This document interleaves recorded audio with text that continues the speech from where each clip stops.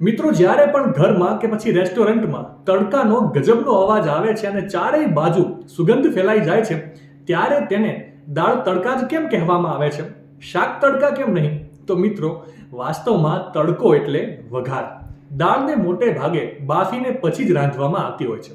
જો વઘાર વગર દાળ ખાવામાં આવે તો તે સ્વાદમાં ફીકી અને ટેસ્ટફુલ નથી લાગતી, અને તેથી જ દાળનો સ્વાદ વધારવા માટે તેને બાફ્યા પછી તેમાં બાદમાં વઘાર ઉમેરવામાં આવે છે, એટલે કે તડકો લગાવવામાં આવે છે. આ તડકાથી એટલે કે વઘારથી બનાવેલી દાળ ખાવામાં સ્વાદિષ્ટ લાગે છે. જ્યારે શાક બનાવતી વખતે તેની રસોઈ પ્રક્રિયાની શરૂઆત જ વઘારથી થાય છે.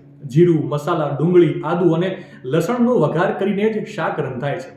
એટલે કે શાકમાં પાછળથી વઘાર ઉમેરવાની જરૂર નથી પડતી. દાળમાં વઘાર એટલે કે તડકો પાછળથી જ ઉમેરવામાં આવે છે, જ્યારે શાકમાં વઘાર એટલે કે તડકો એ પહેલાથી ઉમેરવામાં આવે છે. બંનેમાં બસ સમયનો જ ફરક છે. માહિતી સારી લાગી હોય તો તમારા ફૂડી મિત્રોને આ રીલ શેર કરવાનું ભૂલતા નહીં, અને આવી જ અવનવી માહિતી માટે સંદેશ ડિજિટલ સાથે જોડાયેલા રહેજો.